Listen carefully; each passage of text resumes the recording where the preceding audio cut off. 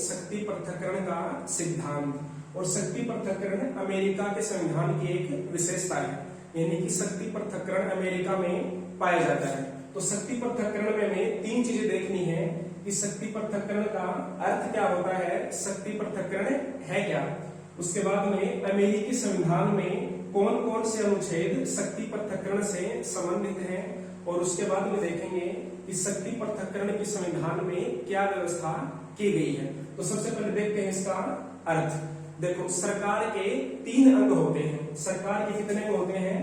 सरकार के तीन अंग होते हैं। एक होता है व्यवस्थापिका, दूसरा होता है कार्यपालिका, और तीसरा अंग होता है न्यायपालिका। कितने अंग होते हैं? तीन अंग होते हैं। सरकार के तीन अंग होते हैं, व्यवस्थापिका, कार्यपालिका और न्यायपालिका। अमेरिका में व्यवस्थापिका को बोलते हैं कांग्रेस। अमेरिका की व्यवस्थापिका को कांग्रेस कहा जाता है। और कार्यपालिका में कौन शामिल होता है? राष्ट्रपति। जो राष्ट्रपति होता है वह अमेरिका की कार्यपालिका होता है। और न्यायपालिका में शामिल होता है सर्वोच्च न्यायालय और इससे नीचे के दूसरे न्यायालय। तो सरकार के तीन अंग होते हैं, व्यवस्थापिका, कार्यपालिका और न्यायपालिका। सरकार के ये तीनों अंग एक दूसरे से स्वतंत्र रहते हुए अपना कार्य करें और कोई भी एक अंग दूसरे अंग के कार्यों में हस्तक्षेप ना करे। क्या ना करे? हस्तक्षेप ना करे।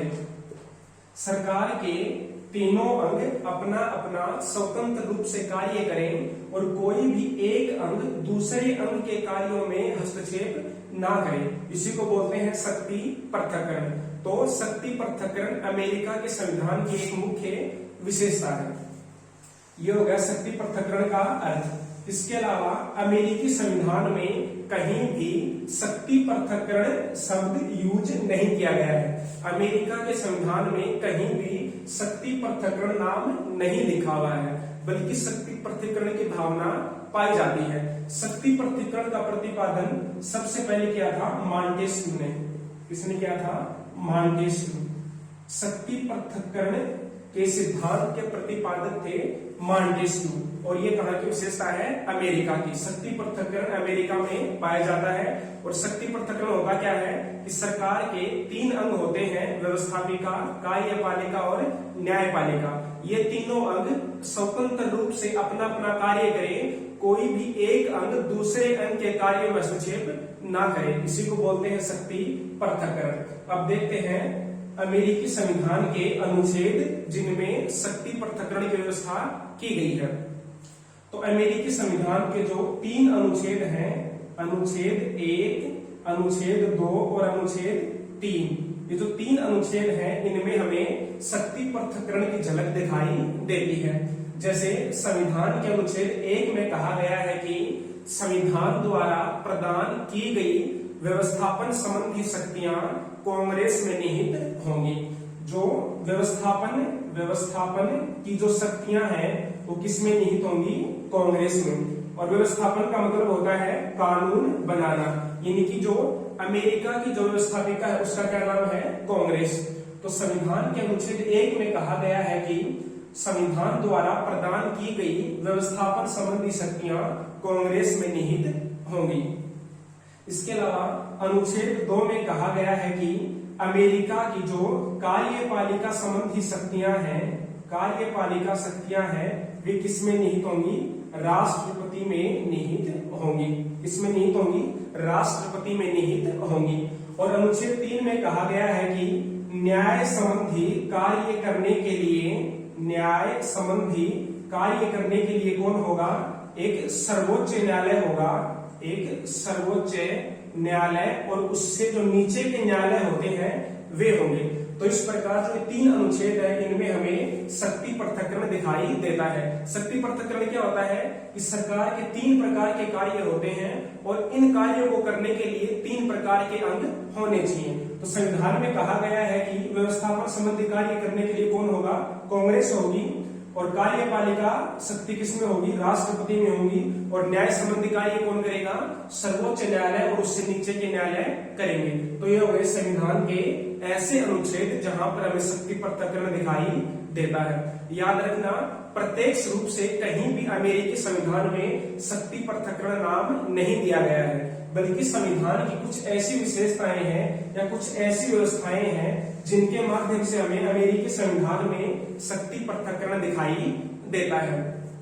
अब देखते हैं कि संविधान में शक्ति पृथक्करण संबंधी क्या क्या व्यवस्थाएं की गई हैं। तो सबसे पहली व्यवस्था है कि तीनों अंगों के जो सरकार के 3 अंग होते हैं ना, उनके तीनों अंगों के निर्वाचन की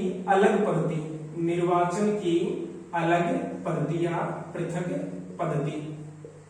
देखो, सरकार के 3 अंग होते हैं, एक कांग्रेस है यानी कि व्यवस्थापिका है, दूसरा राष्ट्रपति यानी कि कार्यपालिका, और तीसरा क्या है, न्यायपालिका यानी कि सर्वोच्च न्यायालय है। तो इन तीनों अंगों का जो चुनाव होता है वो तीनों अलग अलग तरीके से होता है। जैसे जो कांग्रेस है यानी कि जो व्यवस्थापिका है, उसके सदस्यों का चुनाव प्रत्यक्ष रूप से जनता द्वारा किया जाता है। कैसे किया जाता है कि कांग्रेस के जो 2 सदन हैं उनका चुनाव जनता द्वारा प्रत्यक्ष रूप से किया जाता है। इसके अलावा जो कार्यपालिका है अमेरिका की, यानी कि जो अमेरिका का कौन है, जो अमेरिका का राष्ट्रपति है, उसका निर्वाचन जनता द्वारा अप्रत्यक्ष रूप से किया जाता है। कैसे किया जाता है, जनता द्वारा अप्रत्यक्ष रूप से किया जाता है। उसके अलावा जो न्यायाधीश होते हैं यानी कि जो न्यायपालिका के सदस्य होते हैं, उनका निर्वाचन, उनकी नियुक्ति कौन करता है, राष्ट्रपति करता है। देखो, जो कांग्रेस का निर्वाचन है वह जनता द्वारा प्रत्यक्ष रूप से किया जाता है। उसके अलावा जो राष्ट्रपति का निर्वाचन है वह जनता द्वारा अप्रत्यक्ष रूप से किया जाता है। और जो सर्वोच्च न्यायालय के न्यायाधीश होते हैं उनकी नियुक्ति कौन करता है, राष्ट्रपति करता है। लेकिन राष्ट्रपति नियुक्ति तो कर देता है, लेकिन समर्थन किसका होना चाहिए, उसमें सीनेट का समर्थन होना चाहिए। किसका समर्थन होना चाहिए, सीनेट का। सीनेट क्या है, अमेरिकी जो कांग्रेस है यानी कि जो व्यवस्थापिका है उसका दूसरा सदन है। अमेरिका की जो कांग्रेस होती है, जो व्यवस्थापिका होती है, उसके 2 सदन होते हैं, एक है सीनेट और एक है प्रतिनिधि सभा। तो जो प्रतिनिधि सभा है वह कांग्रेस का प्रथम सदन है और सीनेट कौन सा है, दूसरा सदन है। तो अगर न्यायाधीशों की नियुक्ति करनी है तो कौन करेगा, राष्ट्रपति करेगा। लेकिन ये नियुक्तियां तभी वैध मानी जाती हैं जब सीनेट इनका समर्थन कर दे। पृथक्करण की जो दूसरी व्यवस्था है वो ये है कि एक ही अंग की सदस्यता का प्रावधान, कोई भी अमेरिकी नागरिक सरकार के तीनों अंगों में से किसी एक ही अंग का सदस्य बन सकता है। कोई भी नागरिक एक साथ तीनों अंगों का सदस्य नहीं हो सकता है। मान लीजिए यदि कोई कांग्रेस का सदस्य है और अगर वह कार्यपालिका में चुन लिया जाता है या फिर न्यायाधीश पद पर चुन लिया जाता है, तो ऐसे व्यक्ति को कांग्रेस की सदस्यता से इस्तीफा देना पड़ेगा।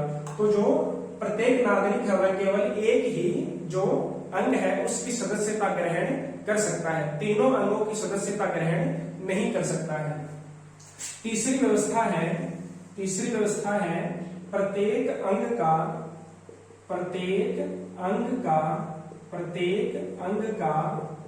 अलग एवं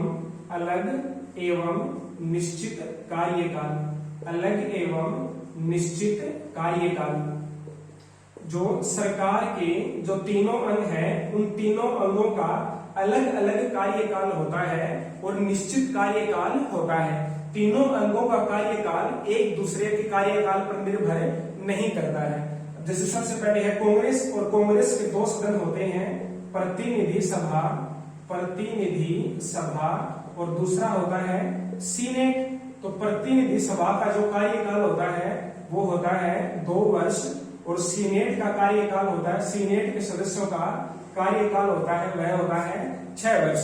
तो कांग्रेस के 2 सदन है उनमें एक का कार्यकाल है 2 वर्ष और दूसरे के सदस्यों का कार्यकाल है 6 वर्ष। ऐसे ही जो फिर राष्ट्रपति है राष्ट्रपति का कार्यकाल होता है 4 वर्ष। राष्ट्रपति का कार्यकाल होता है 4 वर्ष। और जो न्यायाधीश होते हैं यानी कि जो न्यायपालिका के सदस्य होते हैं वे होते हैं आजीवन। यानी जब तक उनकी इच्छा हो तब तक वे न्यायाधीश पद पर रह सकते हैं, उनको हटाया नहीं जा सकता है। तो इस प्रकार शासन का जो प्रत्येक अंग है उसके सदस्यों का कार्यकाल क्या है, अलग अलग है और निश्चित कार्यकाल है।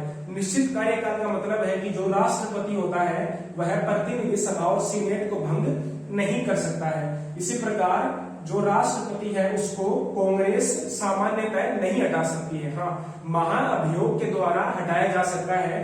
कांग्रेस महाअभियोग के द्वारा राष्ट्रपति और न्यायाधीश दोनों को हटा सकती है, लेकिन यह प्रक्रिया काफी जटिल होती है। तो सामान्यतः यही माना जाता है कि कांग्रेस इन दोनों को नहीं हटा सकती है। तो इस प्रकार प्रत्येक जो अंग है उसका कार्यकाल अलग और निश्चित होता है। अब जो संविधान में जो चौथी व्यवस्था की गई है वो यह है कि जो तीनों अंग हैं उनका अलग अलग उत्तरदायित्व है। तीनों अंगों का अलग अलग उत्तरदायित्व। तीनों अंगों का अलग अलग उत्तरदायित्व यानी कि जो संविधान के तीनों अंग हैं उनका अलग अलग उत्तरदायित्व होता है। अब अलग अलग उत्तरदायित्व कैसे होता है वो देखते हैं। देखो, सरकार के तीनों अंगों में जो पहला अंग है वो होता है कांग्रेस। पहला अंग कौन सा होता है, कांग्रेस। और कांग्रेस के 2 सदन हैं। पहला है प्रतिनिधि सभा और दूसरा होता है सीनेट। तो जो प्रतिनिधि सभा के सदस्य होते हैं वे अपने निर्वाचन क्षेत्र के प्रति उत्तरदायी होते हैं, यानी कि जिस क्षेत्र से वे चुने गए हैं उसी क्षेत्र के प्रति ये उत्तरदायी होते हैं। इसके अलावा जो सीनेट के सदस्य होते हैं वे संबंधित राज्य के प्रति उत्तरदायी होते हैं, यानी कि जिस राज्य से सीनेट सदस्यों का निर्वाचन किया गया है ये उसी राज्य के प्रति उत्तरदायी होते हैं। अब दूसरा होता है अंग राष्ट्रपति। और जो राष्ट्रपति होता है वह संपूर्ण देश की जनता द्वारा चुना जाता है, इसलिए राष्ट्रपति संपूर्ण राष्ट्र के प्रति उत्तरदायी होता है। संपूर्ण राष्ट्र के प्रति उत्तरदायी होता है। इसके अलावा जो न्यायाधीश होते हैं यानी कि जो न्यायपालिका के सदस्य होते हैं वे संविधान के प्रति उत्तरदायी होते हैं। न्यायपालिका का कार्य होता है संविधान की रक्षा करना, तो जो न्यायाधीश होते हैं वे संविधान के प्रति उत्तरदायी होते हैं। तो इस प्रकार जो शासन के या सरकार के 3 अंग होते हैं उन तीनों का अलग अलग उत्तरदायित्व होता है। तो यह हो गई शक्ति पृथक्करण की व्यवस्था, यानी कि संविधान में शक्ति पृथक्करण के बारे में क्या क्या व्यवस्था की गई है। और सबसे जरूरी बात ध्यान रखने की क्या है कि शक्ति पृथक्करण नाम संविधान में कहीं भी नहीं लिखा हुआ है, बल्कि अप्रत्यक्ष रूप से शक्ति पृथक्करण की व्यवस्था की गई है। तो यह हो गया शक्ति पृथक्करण।